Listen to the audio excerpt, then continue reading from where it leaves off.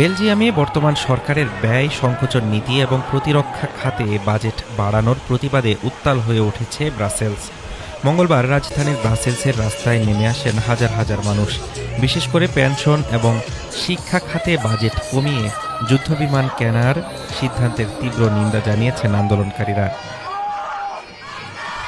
ব্রাসেলসের রাজপথ এখন স্লোগানে মুখর। মঙ্গলবার বেলজিয়ামের প্রধান ট্রেড ইউনিয়নগুলোর ডাকে রাজধানী পরিণত হয় এক প্রতিবাদী জনসমুদ্রে।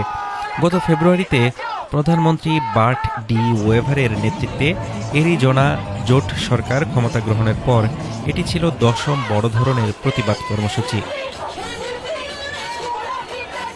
বিক্ষোভের ভাষা ছিল বেশ কড়া। সরকারি কর্মকর্তাদের কার্ডবোর্ডের প্রতিকৃতিতে জুতা নিক্ষেপ করে ক্ষোভ প্রকাশ করেন সাধারণ মানুষ। আন্দোলনকারীদের দাবি, সরকার সাধারণ মানুষের পকেট কেটে ধনীদের সুবিধা দিচ্ছে এবং সামরিক খাতে অপ্রয়োজনীয় ব্যয় বাড়াচ্ছে। বিক্ষোভকারীদের হাতে থাকা প্লেকার্ডে ফুটে ওঠে ক্ষোভের মূল কারণ। যেখানে 2026 সালের শিক্ষা বাজেট থেকে 86.7 মিলিয়ন ইউরো কমানোর পরিকল্পনা করা হয়েছে, সেখানে যুদ্ধবিমানের পেছনে খরচ করা হচ্ছে 3.6 billion euro. CSC public services এর সদস্য গায়ারে দেমেজ জানান, তারা বিলিয়ন বিলিয়ন ইউরো ব্যয় করছে মারণাস্ত্র কিনতে, যা দিয়ে আমাদের মতোই সাধারণ শ্রমিকদের হত্যা করা হবে। আমরা তাদের যুদ্ধের তোয়াক্কা করি না, আমরা শুধু চাই আমাদের সন্তানদের ভবিষ্যৎ নিরাপদ হোক।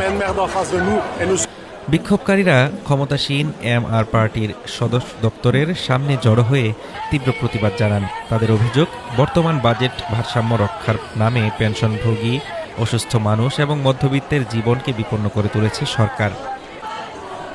একজন সাধারণ বিক্ষোভকারী বলেন, একটি সম্মানজনক পেনশন কোনো বিলাসিতা নয়, এটি আমাদের অধিকার।